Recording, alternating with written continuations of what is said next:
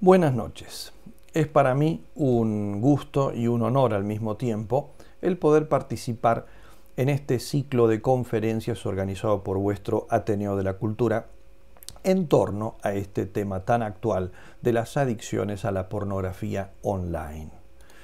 Como pueden ver ustedes en pantalla, he titulado esta conferencia como La mirada pornográfica y le he puesto como subtítulo estas palabras de nuestro Señor Jesucristo en el Sermón de la Montaña: el que mira deseando, porque la pornografía es eso, es una mirada, un deseo, una mirada concupiscente o una mirada pornográfica, como reza el título. Nosotros vivimos en una sociedad pornográfica, que para muchos se ha convertido también en una sociedad pornopática, porque el porno causa una gama de enfermedades que son hoy endémicas. No me refiero tanto a las patologías que pueden derivarse indirecta o directamente de la pornografía, como el abuso del sexo, el recurso a la prostitución, las enfermedades de transmisión sexual, etc. Me refiero propiamente a las desviaciones que de forma inmediata causa la misma visión voluntaria de la pornografía.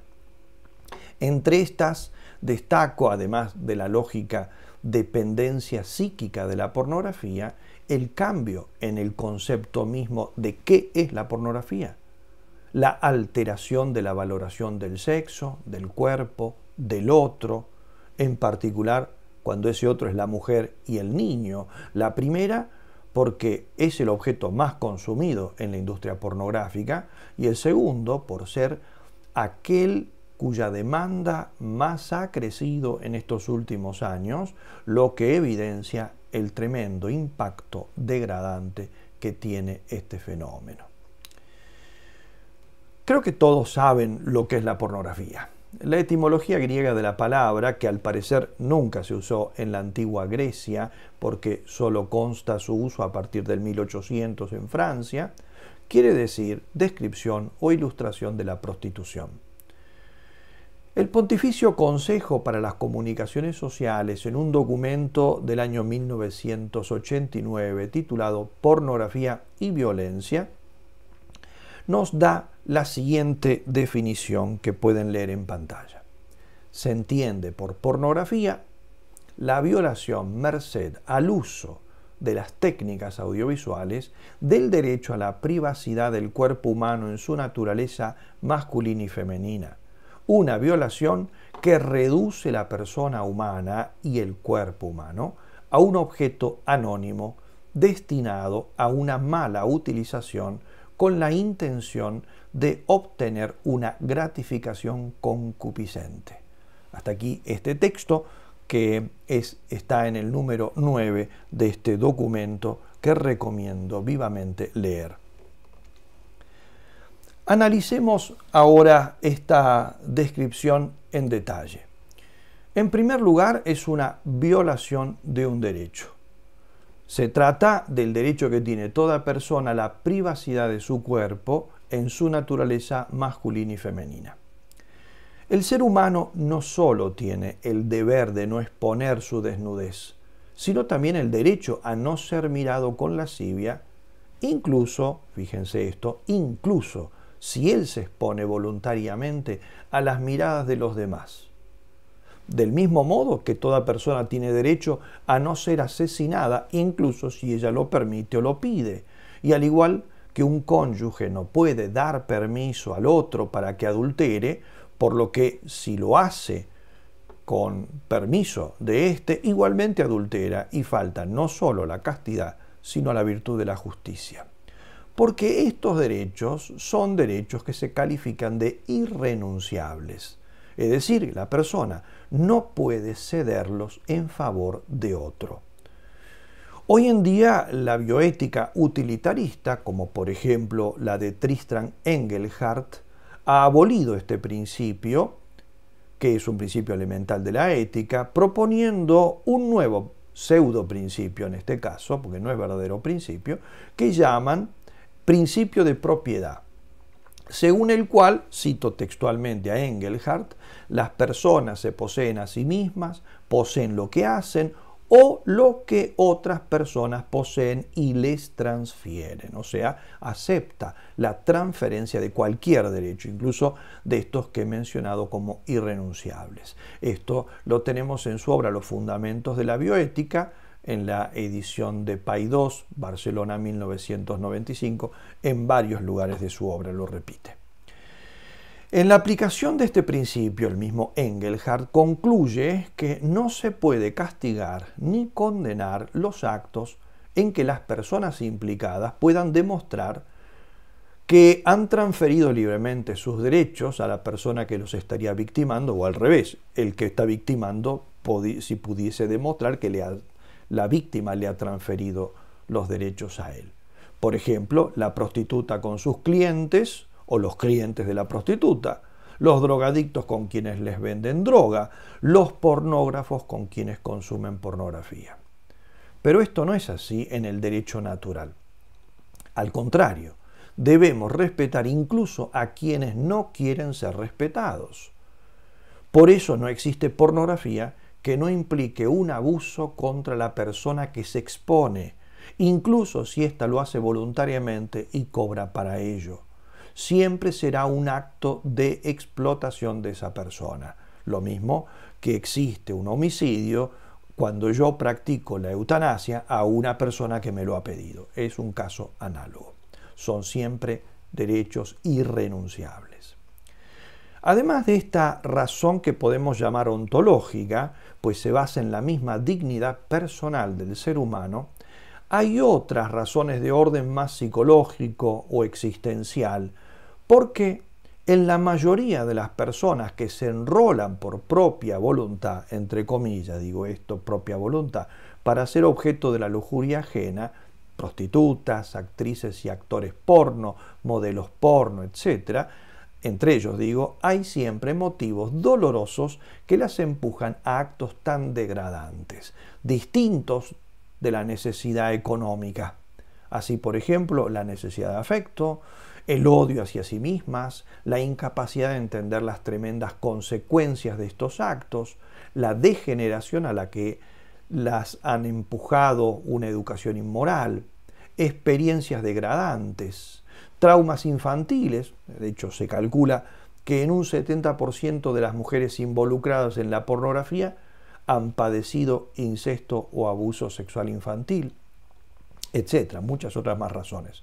Por tanto, con mucha frecuencia hay no solo de parte del proxeneta que lucra esclavizando a quienes se involucran en la prostitución o en la pornografía, sino también de parte del consumidor sexual una explotación del sufrimiento ajeno. La pornografía, en segundo lugar, sigue diciendo nuestra definición, es una reducción.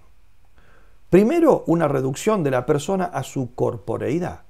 Luego, de su corporeidad a una cosa, un mero objeto sin nombre ni apellido, sin familia, sin pasado, sin presente, sin futuro, sin dolores ni dramas personales, sin esperanzas. El solo pensamiento de cualquiera de estas dimensiones haría tomar conciencia al consumidor de pornografía de la dimensión canallesca de su acto.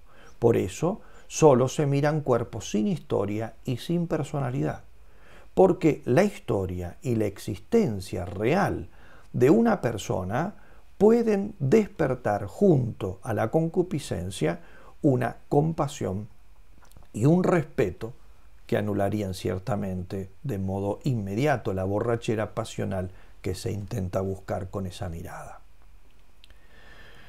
¿En orden a qué? La finalidad, a una gratificación concupiscente, dice la definición. La pornografía no tiene otro objetivo de parte del consumidor que el placer personal y egoísta a costa de la degradación y a veces de la desesperación ajena. Se afirma con exactitud que la pornografía es principalmente nutrimento de la masturbación, aunque también pueda buscarse en menor medida como complemento de otros comportamientos sexuales. El medio al que recurre la pornografía son las técnicas audiovisuales. Eso es lo propio de este fenómeno. Y su etimología misma lo indica, ¿no? Ya lo dije al principio, pintura o descripción de la prostitución.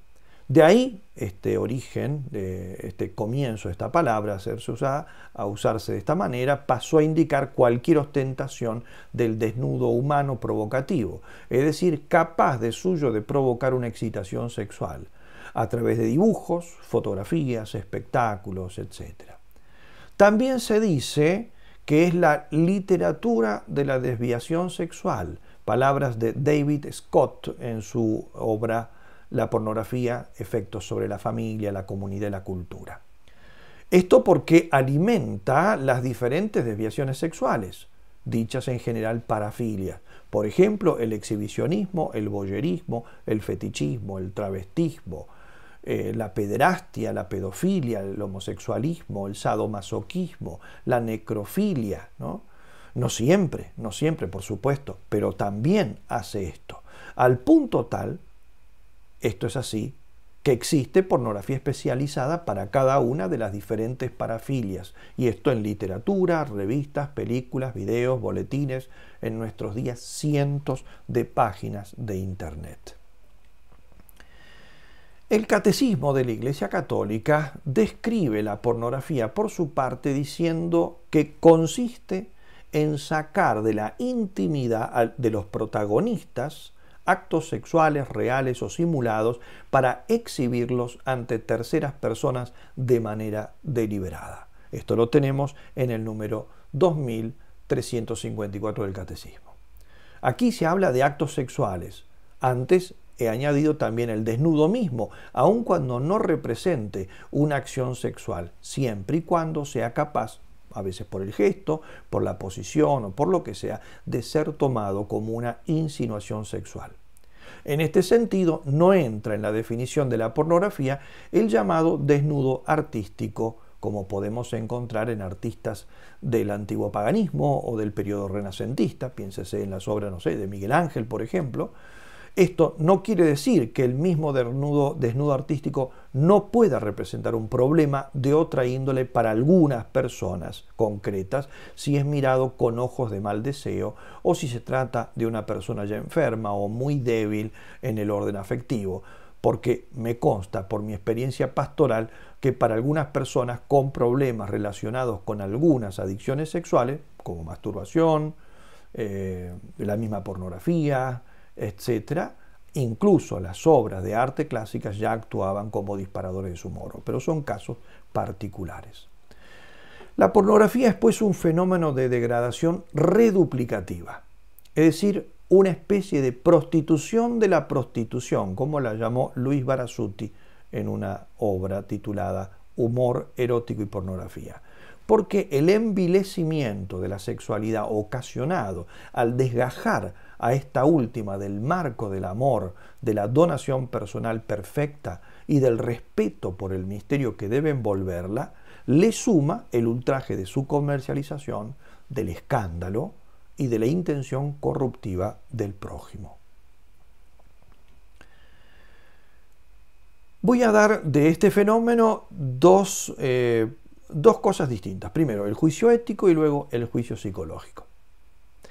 Ante todo, el juicio ético. El fenómeno de la pornografía es intrínsecamente injusto por su objeto, por su fin y por sus circunstancias morales. Analicemos cada uno de estos tres elementos. Por su objeto, porque consiste en la perversión de la mirada y en la impureza del corazón. Es una de las máximas expresiones de la concupiscencia de la carne que, según el apóstol San Juan, se opone a Dios Padre, como se nos dice en la primera de sus epístolas, capítulo 2, versículo 16. La pornografía subvierte el ser humano considerado en su verdad integral, en sus inclinaciones naturales, en sus dinamismos y sus finalidades materiales y espirituales. Todo comportamiento que no salvaguarde los bienes fundamentales de la heterosexualidad, de la fidelidad y de la donación total, apertura a la vida, que son esenciales al amor verdadero, Por lo tanto, cualquier acto entonces extramarital, adúltero, fornicario, homosexual, etc., cualquier acto que entonces no salvaguarda aquellos bienes es contradictorio con el bien humano. Consecuentemente, es también inmoral desearlo, buscarlo, contemplarlo voluntariamente y, por supuesto, promocionarlo. La heterosexualidad, la fidelidad y la donación total solo se salvaguardarán simultáneamente cuando la expresión sexual tenga lugar dentro del matrimonio legítimamente constituido. Aunque incluso dentro de él el único comportamiento ético respetuoso del bien de los esposos es el ejercicio ordenado de la sexualidad como expresión y fomento del amor conyugal y de la apertura y acogida de la vida, que es lo que llamamos castidad conyugal, aunque no falten personas que erróneamente piensan que esta expresión es equivalente a abstinencia sexual. No es lo mismo. Fuera del matrimonio, la castidad sí exige la continencia absoluta y la custodia no solo de nuestros actos externos, sino de nuestra vista, de nuestra mente y del corazón. La pendiente de la lujuria, de hecho, comienza primeramente en el terreno de las fantasías sexuales, es decir, de los pensamientos y de los deseos. Los efectos de la pornografía inciden principalmente en este terreno, en el de la imaginación, del pensamiento y de la volición. Allí hacen su primera devastación moral. Por eso, nuestro Señor condenó la fuente misma de la lujuria en esas palabras con las que he subtitulado esta conferencia. Yo digo que todo el que mira a una mujer deseándola, ya adulteró con ella en su corazón. Mateo 5:28. O un poco más adelante, el mismo Sermón de la Montaña, capítulo 7, añade nuestro Señor: lo que sale del corazón del hombre es lo que contamina. La pornografía realiza una doble reducción entonces de la persona. Ante todo, del concepto de la sexualidad humana a la genitalidad y a las tendencias biológicas del instinto reproductivo. Es decir, de lo humano a lo zoológico. Pero además degrada al hombre por debajo de lo zoológico normal, porque en el hombre las esferas inferiores a la razón, vida vegetativa, vida animal, se realizan en una asunción eminente, es decir, lo tendencial, lo instintivo, lo vegetativo y especialmente lo animal, en el hombre están asumidos por su única alma, que es espiritual y que informa todo el hombre y todo lo del hombre, haciéndolo un todo humano. Todo en el hombre es humano, incluso su animalidad. La inteligencia, de hecho, se trasluce en sus manos, en los gestos de su cara, en su mirada, en los movimientos de su cuerpo. De este modo, aunque su vista no llegue tan lejos como la de un lince, podemos decir que ve cosas que un lince no ve. Ve la armonía, la belleza, el sentido de las cosas. Aunque carezca de la flexibilidad de una pantera, cuando danza un hombre o una mujer transmite ideas y hasta reza. Todo lo subhumano en el hombre está ordenado a su espíritu. Por esta razón, cuando lo racional se esclaviza voluntariamente a lo animal, lo que encontramos no es lo puramente animal, sino una animalidad pervertida. Consideremos, si no, por ejemplo, la crueldad del hombre dominado por la ira o por el desenfreno en el lujurioso. Los animales matan para comer y para defenderse, pero no se vengan, no torturan, no disfrutan haciendo sufrir. El hombre perverso sí. Los animales se ayuntan para procrear y se mantienen juntos para defender a sus crías cuando su especie así lo prevé. Pero no son sádicos ni masoquistas, ni se sodomizan, ni se esclavizan sexualmente unos a los otros. Así, la depravación sexual no hace a los hombres animales, sino en todo caso animales pervertidos. Y la pornografía es una de las más claras manifestaciones de esta desviación, porque siempre está ligada a la explotación y al dolor de quien se prostituye para satisfacer la lujuria ajena. Esto, como dije antes, en cuanto al objeto moral. Pero la pornografía, es decir, incluso su producción y su consumo, es también perversa por su fin, que consiste en publicitar comportamientos lascivos, despertar bajos instintos, sugerir el pecado, corromper directamente el pudor e inducir a la lujuria, en la mayoría de los casos con fines económicos, pero no necesariamente. Con razón los pornógrafos han sido calificados como fabricantes de ansia, como lo llama Servadio en una obra que lleva ese título. Bajo este aspecto se califica de pecado de escándalo, es decir, un acto destinado a corromper a otros, es decir, a darle oportunidad o a invitarlos a que realicen actos desordenados. Y es perversa, además también por sus consecuencias y efectos. Objeto, fin, entonces, circunstancias, en este caso, las consecuencias, los efectos, que produce tanto en el individuo, como en la familia, como en la misma sociedad. Es parte, la pornografía, de la construcción de la cultura de muerte que caracteriza a nuestra sociedad contemporánea, como ha dicho Juan Pablo II, por ejemplo, en el Evangelium Vitae en varios pasajes. El pecado, pues, de la mirada pornográfica supone una reducción del cuerpo a rango de objeto de goce destinado a la satisfacción de la concupiscencia. La imagen pornográfica atenta contra la dignidad de la persona, tanto de la representada como de la que mira, y se inserta en la mirada concupiscente, en la pornovisión, palabra de Juan Pablo II en su catequesis del 29 de abril de 1981, la pornovisión, que él dice la pornovisión que Jesucristo equipara con el adulterio del corazón, en esa frase que ya les he citado del Sermón de la Montaña. Veamos ahora el juicio psicológico. El psiquiatra italiano Gianfrancesco Suanazzi, a quien conocí cuando era profesor él del Giovanni Paolo II en la Universidad de Letrán, en un trabajo, este autor, titulado Pornografía y Progreso Sexual, en una obra conjunta que se llama La escalada del erotismo, señala que, considerando la finalidad de la función biológica y la intencionalidad de la persona humana, resulta claro que la sexualidad supera al individuo tanto en el plano biológico, en el que mira al provecho de la especie, como en el psicológico, donde apunta al encuentro con el otro.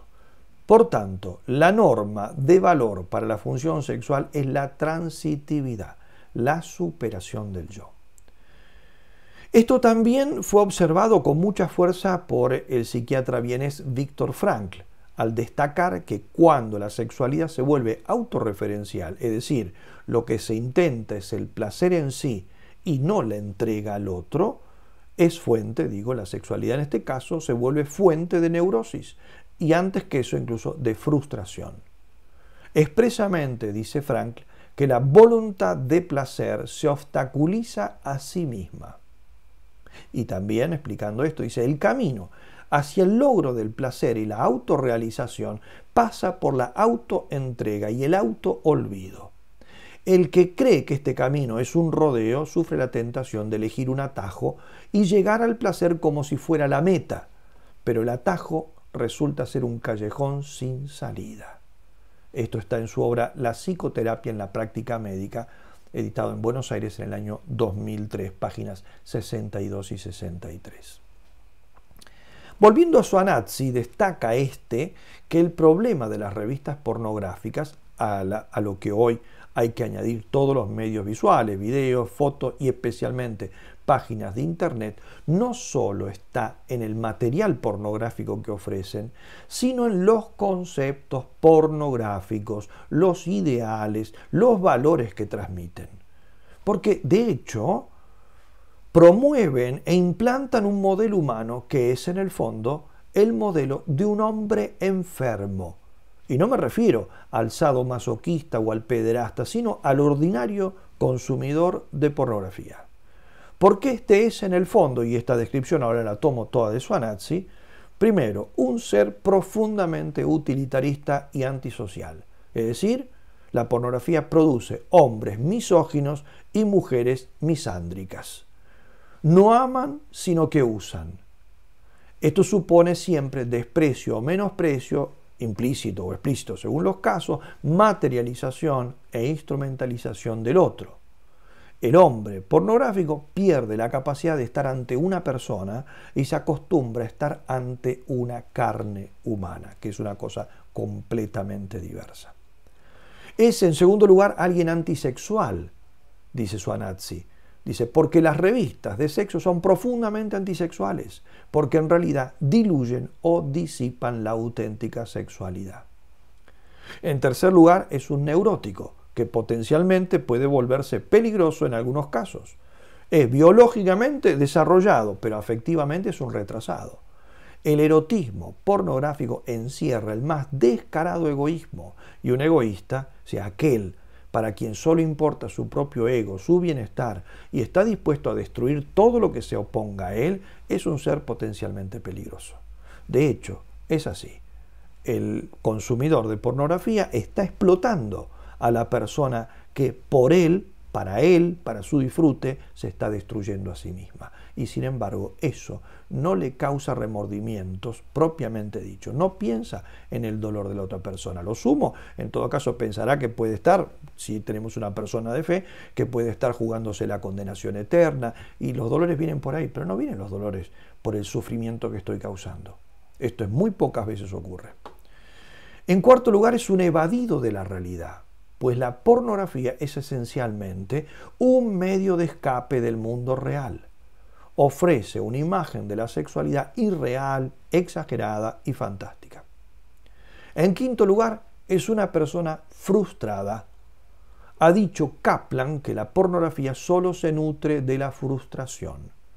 La pornografía es el alimento del frustrado, es decir, del hombre o de la mujer, para quien el verdadero amor y la auténtica sexualidad ha sido una experiencia de frustración o tiene miedo de que sea una experiencia de frustración. Por eso busca esta alternativa.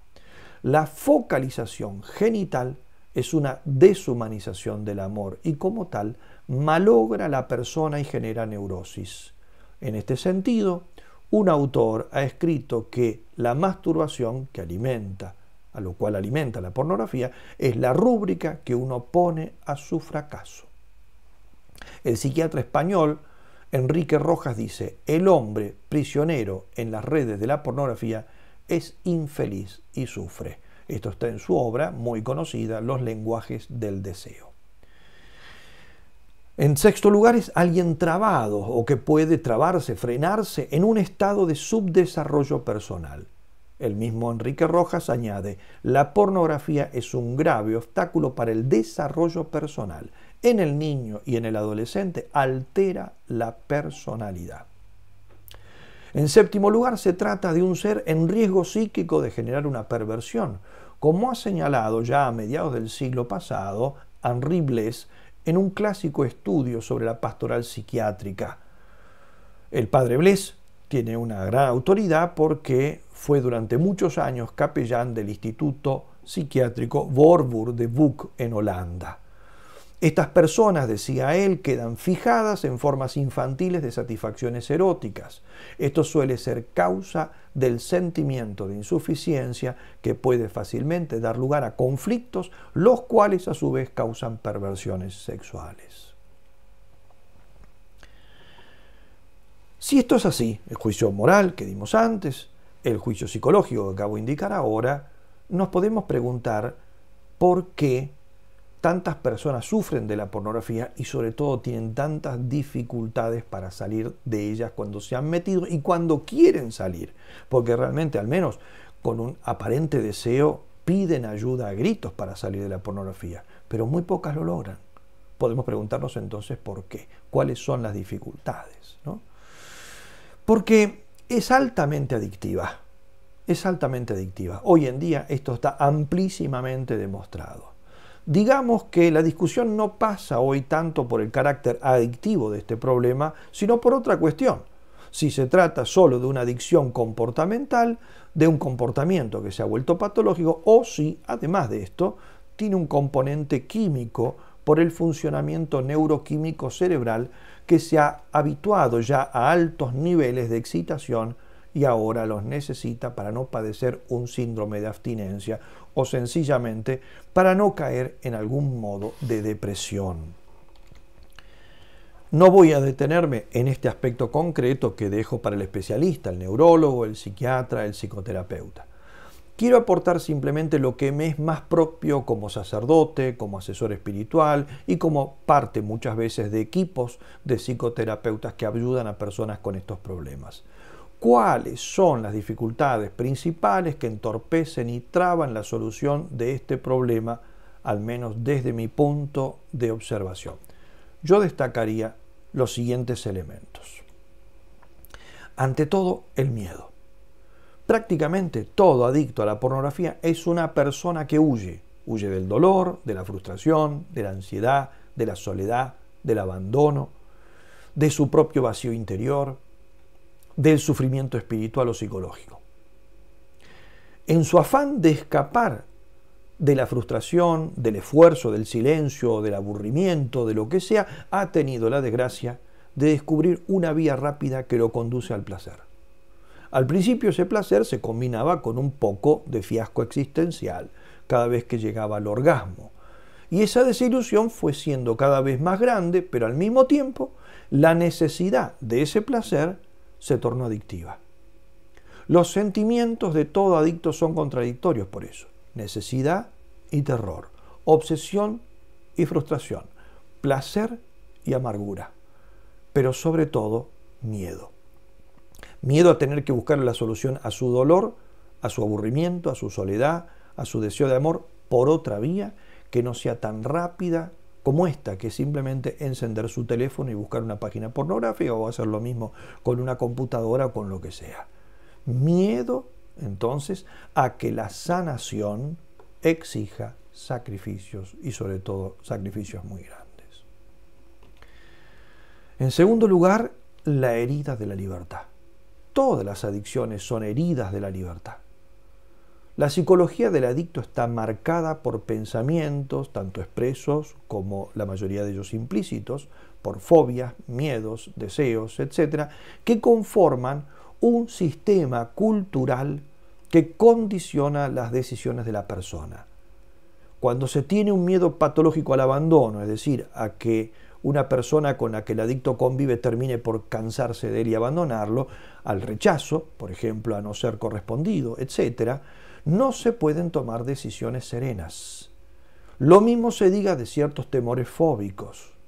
Y más aún cuando una persona está convencida de ciertos principios que son verdaderamente nocivos, como algunos de los que han figurado en los testimonios que uno puede leer por doquier, ¿no? Donde escucha tantos principios falsos como la felicidad no es posible sin sexo, no se puede establecer una relación estable con otra persona si no es ofreciendo o aceptando sexo, nadie puede quererme como soy, etc. Estos principios, como digo, que abundan los testimonios que dan los adictos al sexo en general y a la pornografía en particular, muestran claramente el origen y la dimensión de los temores que los inundan y de la herida de la libertad, de los condicionamientos que tienen. A su vez, la libertad está limitada notablemente por los comportamientos compulsivos y por hábitos inveterados que condicionan la capacidad de decisión del adicto. Sin embargo, creemos en aquello que dice Viktor Frankl, ¿no? La obstinación del espíritu. O sea, que hay en la mayoría de los enfermos un núcleo intacto de libertad que puede ser el principio de la restauración espiritual. Al menos desde la fe, creemos que esto es posible con la gracia de Dios. En tercer lugar, el síndrome de negación. Todos los adictos generan un síndrome de negación, que es el más poderoso mecanismo de defensa de su patología. ¿Qué es el síndrome de negación? Un autor lo ha definido algo intermedio entre el olvido automático y la represión voluntaria. No se trata de una simple mentira. Para mentir hace falta tener conciencia de la realidad y mentir sobre ella, ya sea para ocultar a los demás las propias faltas, ya sea para obtener algún beneficio de parte de los otros. Aquí quizá haya comenzado el adicto con mentiras deliberadas y conscientes, pero esto poco a poco se ha transformado en un nuevo estado, porque la mentira se vuelve automática e inconsciente para el mismo adicto. Se mezcla un no querer ver inconfeso, no querer reconocer su problema, con la mentira que se expresa hacia afuera y termina tergiversándose la verdad. Cuando una persona sufre este síndrome de negación, se vuelve incapaz de ver y reconocer su propia situación. A este sistema de negación se llega por varios mecanismos que quizá algunos de nosotros reconozcan incluso en la propia vida, aun cuando uno no sea adicto. El primero de ellos es la redefinición de la normalidad. Los adictos constantemente redefinen el nivel de lo que es normal y los parámetros de lo que consideran enfermizo. De este modo pueden calificarse ellos mismos dentro de los estándares normales. Así como un alcohólico afirma que es normal beber un par de botellas de cerveza al día, o los fumadores sostienen que es normal fumar diariamente un paquete o 2 paquetes de cigarrillos, de esa misma manera los adictos a la pornografía empiezan a juzgar normales las películas donde hay escenas explícitas de sexo, desnudos y lenguaje o gestos abiertamente provocativos, etc. Una cosa es que eso sea frecuente, otra cosa es que eso sea normal, que esté dentro de las normas, ¿no? Por eso digo, es una redefinición de la normalidad. Por eso les decía, consideremos nuestra propia experiencia. Si nosotros somos lo suficientemente grandes como para haber vivido al menos 4 o 5 décadas, nosotros sabemos que hoy consideramos normal algo que hace 30 o 40 años considerábamos obsceno. Es así. Imagínense lo que esto significa, ¿no?, en una persona que tiene un vicio inveterado o una adicción. De aquí se pasa de ese cambiar las fronteras de la normalidad ya algo más, que es redefinir la realidad. Las cosas dejan de ser lo que son y se convierten en otra cosa, incluso quizá en su opuesto. De esta manera se empieza a denominar bien al mal y mal al bien. Imposible a lo que en realidad no quieren hacer. Posible a lo que, a pesar de que está más allá de sus fuerzas, lo quieren para sus vidas. Saludable a lo que es nocivo, contraproducente a lo que los puede curar, pero que ellos justamente no quieren apelar a él. Esa redefinición de la realidad. Y se termina por crear una maraña de mentiras que el mismo adicto ya no sabe dónde empiezan y dónde terminan. Porque el adicto, también el adicto a la pornografía, tiene que mentir para mantener la doble vida que necesariamente lleva. Miente para salvar su trabajo, su familia, su fama, luego debe mentir para cubrir las anteriores mentiras y así sucesivamente, hasta que a la postre él mismo termina perdido en la red de mentiras que ha elaborado, sin saber qué es verdad y qué es falso. Según un autor especialista en este tema, las mentiras llegan a tal intensidad que estas personas se vuelven casi incapaces de no mentir. En una oportunidad, un adicto que estaba hablando conmigo desde hace tiempo por este problema y yo lo estaba ayudando, me había comentado que, un tiempo antes, que él ciertas cosas no las había realizado nunca, ¿no? Bien, en una charla que teníamos tiempo después de haberme dicho eso y haberme repetido varias veces ante mis preguntas sobre ciertas cosas que él hizo nunca lo había hecho, en una charla de pronto me dijo ciertas cosas que implicaban que había realizado esos actos. Si no, era imposible lo que me estaba diciendo. Entonces yo le hice notar esto. Le dije, pero si usted ha hecho esto que me dice ahora, entonces quiere decir que usted en algún momento tiene que haber hecho esto y esto y esto otro, ¿no? Y me dijo, bueno, sí, es verdad, eso, sí, en realidad es así, sí, lo había hecho eso. Entonces yo tomé mi cuaderno de apuntes que llevaba con él, porque lo estaba ayudando de forma sistemática, y le fui mostrando mis apuntes y las fechas donde yo le había preguntado, y él me lo había negado, ¿no? Entonces dije, pero mire, usted tal fecha, yo le pregunté esto, y usted me dijo que no lo había hecho. Y mire aquí, de nuevo, le volví a preguntar, y usted volvió a insistirme de que esto no lo había hecho. Y mire más adelante, una vez más, le volví a preguntar, para ayudarlo a usted, Si usted había hecho esto y me volvió a negar, entonces, ¿por qué me mintió?, le digo. Y él me dijo, bueno, mira, en realidad, sí, yo recuerdo esas veces. Lo que pasa que fue, en ese momento cuando usted me preguntó, yo pensé que si yo le decía, usted no me iba a entender o lo iba a tomar de otra manera, o incluso pensé que lo iba a escandalizar. Entonces yo un momento paré las cosas y le dije, mire, eso que usted me está diciendo, esa explicación, es mentira, ¿no es cierto? La está inventando usted en este momento, ¿no? ¿Es así o no es así? Y agachó la cabeza y me dijo, sí, estoy mintiendo de nuevo. A eso me refiero, el síndrome de negación. No pueden ya dejar de mentir y a veces ni siquiera se dan cuenta de que mienten. Luego señalo algunos obstáculos de orden espiritual, que también son sumamente importantes. Entre estos obstáculos, al menos los que yo he topado en mi experiencia personal ayudando a personas que sufren de distinto tipo de adicciones, señalaría los siguientes. En primer lugar, el primero de todos es el orgullo. Porque reconocer una adicción implica bajarse del pedestal donde uno se ha subido o donde lo han subido la buena fama que goza ante los demás. En la primera mitad del siglo XIV escribía un autor espiritual, Johannes Tauler. Dice, es prácticamente imposible ayudar a personas cuyo espíritu está dominado por la propia voluntad de hacer su capricho, usando además razonamientos sutiles para justificarlo. Qué difícil es librarlos de su cautividad. ¿Quién podrá romper las cadenas de estos prisioneros amarrados por el fuerte egoísmo? Solo Dios en un milagro de amor. Aceptar un programa o tratamiento de recuperación exige una buena cuota de humildad, que muchos no tienen y tal vez no están dispuestos a procurar. Por eso, a menos que intenten adquirir la humildad, será muy difícil que se les pueda ayudar. Sin humildad no es posible reconocer la miseria real en que el adicto se ha puesto a sí mismo. Rudolf Allers decía, para curar una neurosis es necesario una verdadera metanoia, o sea, conversión, una revolución interior que sustituya al orgullo por la humildad, al egocentrismo por el abandono.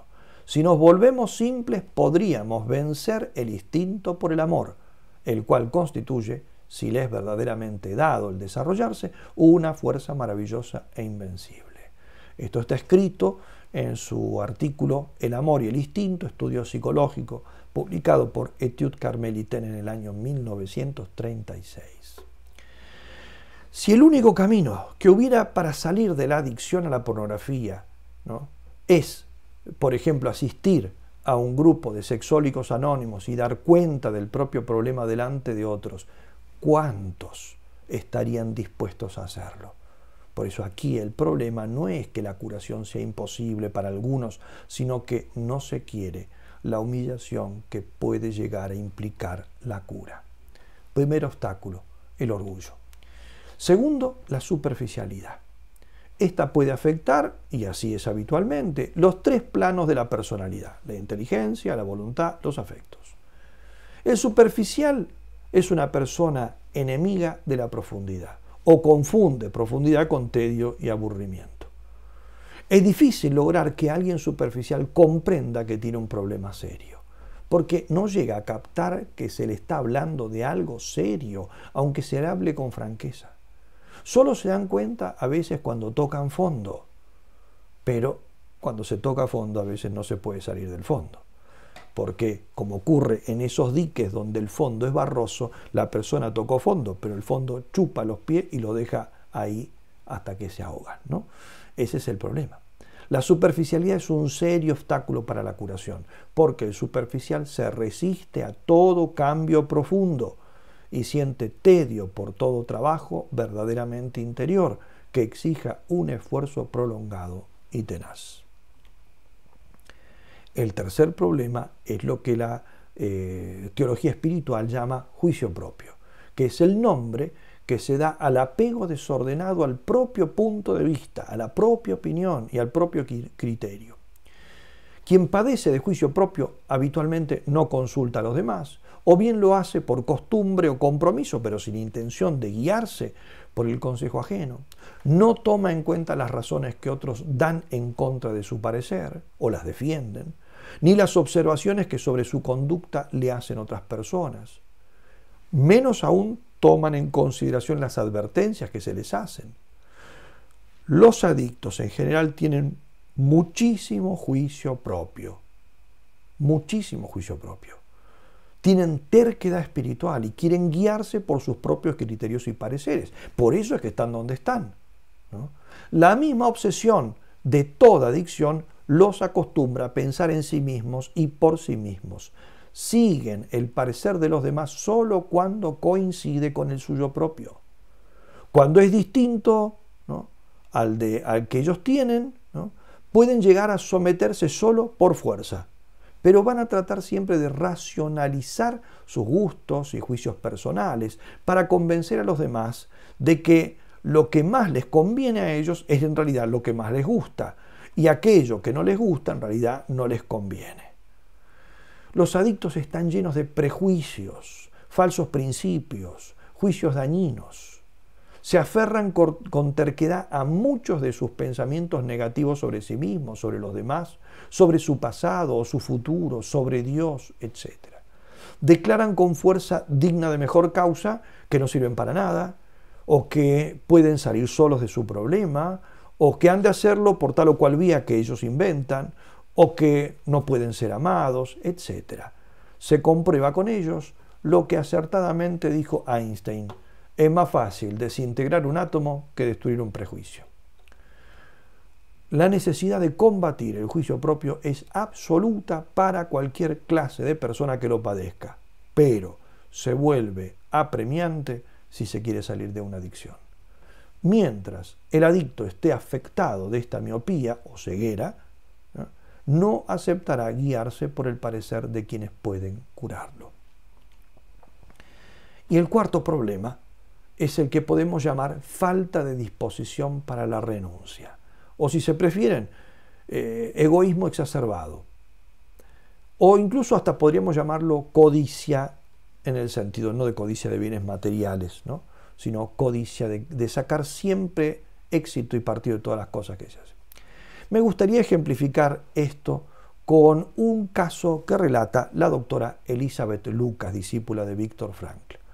Se trata de la infausta historia de una mujer que, puesta en la encrucijada de tener que elegir entre dejar a su madre para contraer matrimonio o continuar viviendo con su madre, la cual no aceptaba al novio de su hija, se consideró incapaz de tomar una decisión. Como desenlace, el novio la abandonó, porque quería casarse y formar una familia antes de que se le pasase el tiempo. Así perdió ella, entonces esta mujer, la posibilidad de contraer matrimonio y formar una familia, ¿no? A su vez esto entonces se lo echó en cara a su madre, que por culpa de que ella no aceptaba a su novio la había abandonado. La madre se resintió, terminó peleándose con ella y yéndose de la casa, y al poco tiempo falleció. Esta mujer, que escribía su historia en una revista que la estaba leyendo la doctora Elizabeth Lucas, terminaba diciendo, al menos la que hacía la redacción del caso, que era una mujer, ¿no?, que en ese momento se había vuelto alcohólica y que le echaba la culpa de lo que le había sucedido y de su situación calamitosa actual a la vida, que la había puesto en una encrucijada fatal en la cual ella no estaba en condiciones de elegir. Elizabeth Lucas señala esto y dice que la conclusión es absolutamente falsa. En realidad, señala Elizabeth Lucas, dice, y esto es textual, lo que le ocurrió a esa mujer es que no estaba dispuesta a aprovechar las oportunidades positivas si eso implicaba acarrear con consecuencias negativas. Este y no otro era su verdadero problema. La codicia, por eso dije antes, es palabra de Elizabeth Lucas, la codicia y no la falta de voluntad era lo que le impedía tomar una decisión. Lo quería todo, o sea, quería seguir siendo la hija querida por su madre y al mismo tiempo la esposa de su hombre. Lo quería todo y lo perdió todo. Es decir, ella podía, sí, elegir una cosa o la otra, pero implicaba elegir una cosa o la otra, implicaba perder la otra. Podía casarse y perder la estima de su madre, al menos por un tiempo. Podía quedarse tranquilamente con su madre y aceptar entonces que el novio se le fuera, pero no, quería las dos cosas. Por eso vio como un fracaso total el que le sucediese primero la pérdida de una y luego la pérdida de la otra por querer las dos. Pues bien, esto me parece a mí que es sumamente importante para entender lo que le pasa a muchos adictos y, por supuesto, a los adictos a la pornografía. Para salir de una adicción como la pornografía, es necesario estar dispuestos a perder. Quizá una persona atrapada por la adicción deba renunciar para siempre a tener una computadora, o a tener una televisión por cable, o a usar teléfonos con acceso a Internet, o a tener que usar filtros muy potentes, o a dejar que su esposa, sus padres o alguien les revise periódicamente los historiales de sus medios, o vaya a saber qué. En cada caso esto puede ser distinto. Quizá esta renuncia no sea para siempre, pero sí por un largo tiempo, o quizá tenga que aceptarla que será para siempre. O quizá se trate de otro tipo de renuncias que no estoy aquí considerando, pero es muy difícil que se pueda solucionar un problema tan grave, tan casi terminal, por decirlo de alguna manera, como una adicción, ¿no?, de este tipo, ¿no?, sin renunciar a algo importantísimo, muy valioso en términos meramente afectivos o materiales, y por muchísimo tiempo, quizá por toda la vida, ¿no? El problema entonces es más bien que todos tratan de sacar la barata. Pero si no se cura un cáncer avanzado sin dolores, ni tratamientos, sin muchas renuncias, sin intervenciones quirúrgicas en muchos casos, mucho menos una adicción como la pornografía. Yo creo que en la mayoría de los casos este es el obstáculo principal. Quieren la libertad, pero no están dispuestos a pagar por ella. Y eso no tiene solución. No es que no tenga solución la adicción a la pornografía. Lo que no tiene solución es conseguir la libertad gratis. Elementos para salir, las claves para salir. No es mi intención describir ninguna terapia en particular para solucionar este problema tan grave y tan imperioso, ¿no? Solo quiero dejar sentados algunos principios fundamentales, además de lo que ya se puede deducir de lo que he dicho hasta el momento, ¿no?, y que nos da ciertamente varias pistas, ¿no?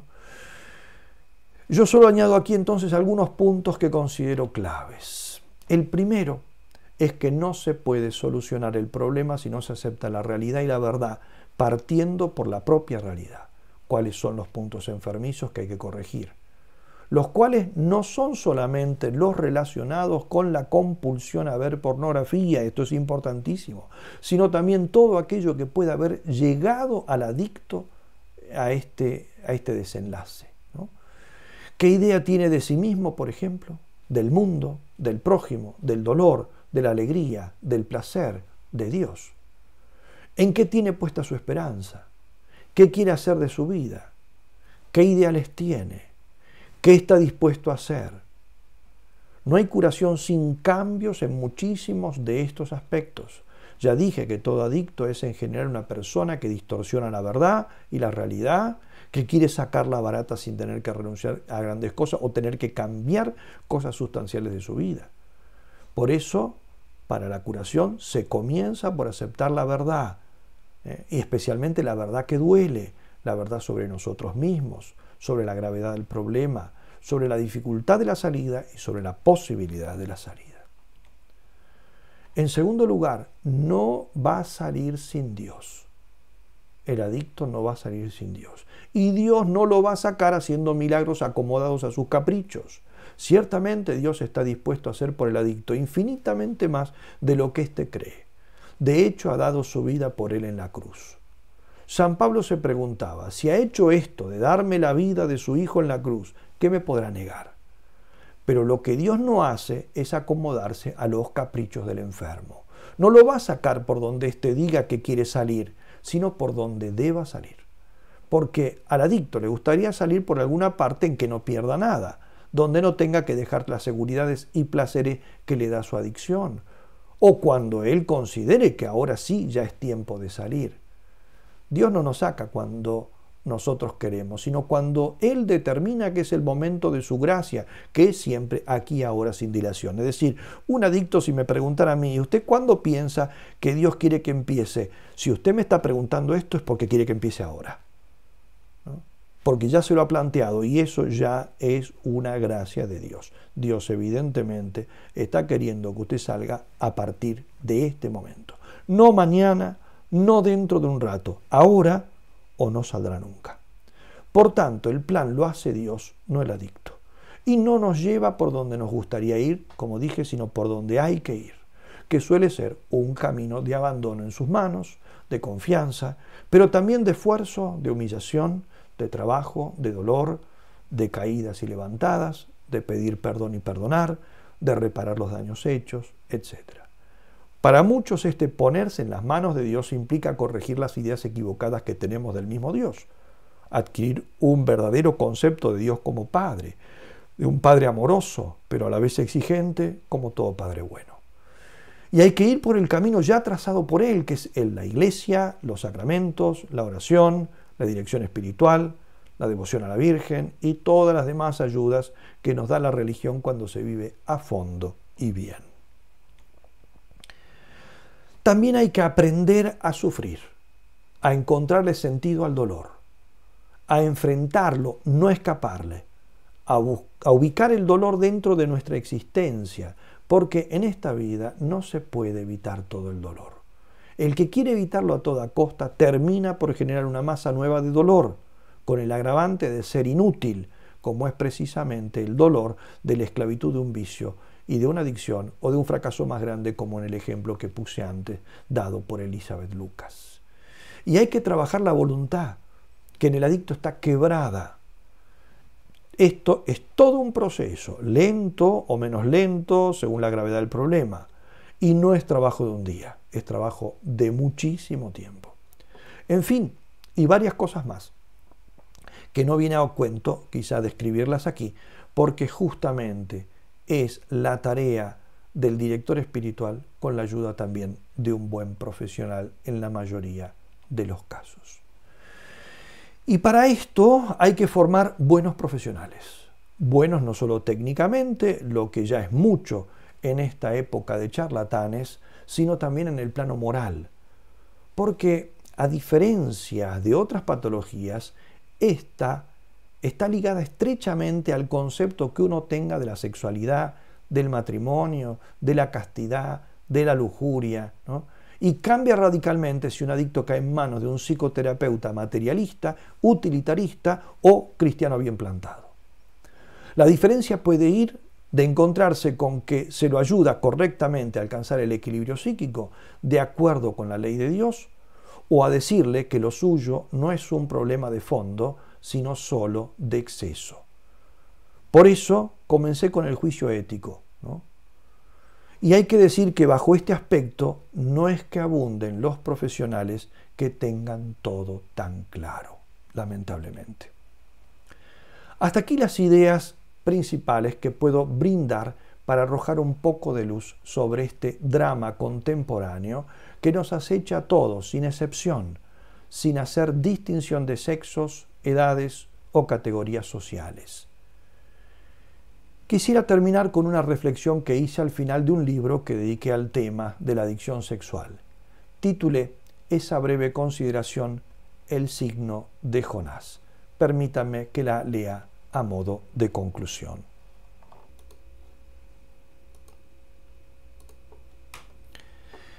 En los evangelios se habla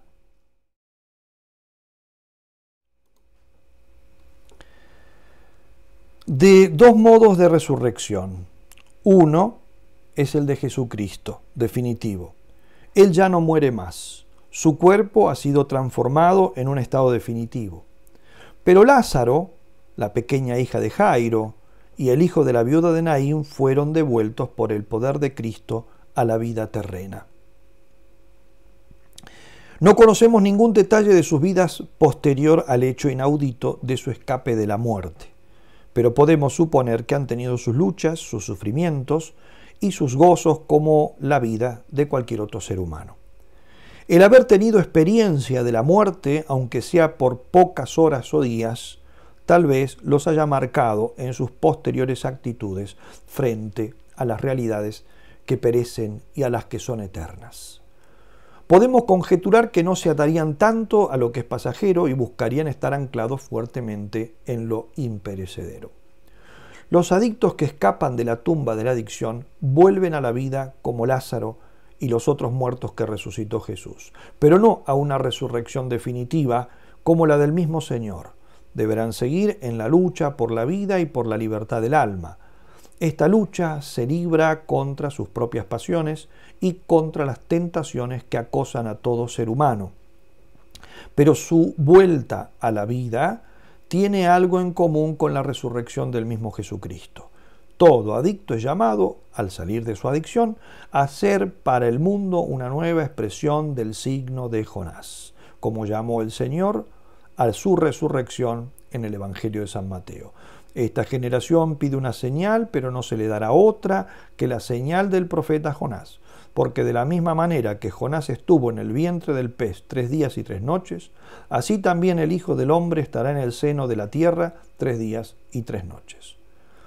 Aplicado al adicto que Dios rescata de su esclavitud, quiere decir que está llamado a testimoniar que si se muere en Cristo, es decir, si nos abandonamos totalmente en Cristo y nos dejamos transformar como Él en hombres nuevos por el poder de su gracia, esta muerte puede transmutarse en resurrección y vida espiritual, psicológica, sobrenatural y finalmente eterna.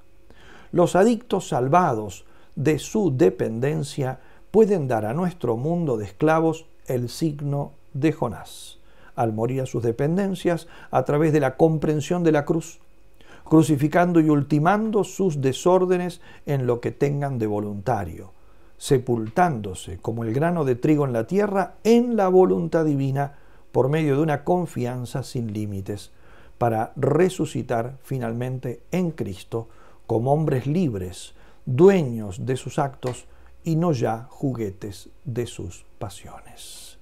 Muchas gracias por su atención.